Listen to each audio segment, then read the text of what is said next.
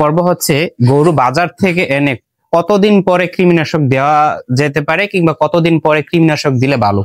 আমরা 1 থেকে 2 দিন বা 5 দিন এরকম সময়ের পরে কৃমিনাশক দেওয়া হয়। তো এই ক্ষেত্রে যে রিস্কটা থাকে, যেমন আমরা বাজার থেকে যে গরুগুলো আনি, এক্ষেত্রে বেশিরভাগ গরুতেই ভাইরাস হতে পারে। এটা আসলে নিশ্চিত করে বলার কোনো সুযোগ নেই, যেহেতু বাজার থেকে গরু আনার পরে বেশিরভাগ গরু আসলে এফএমডির হয়ে যায় কিংবা হওয়ার সম্ভাবনা থাকে। তো এই ক্ষেত্রে ভাইরাস কিন্তু আলটিমেটলি 7 দিন পরও প্রকাশ পেতে পারে, অর্থাৎ 7 থেকে 14 দিনের মধ্যেও ভাইরাস প্রকাশ পেতে পারে।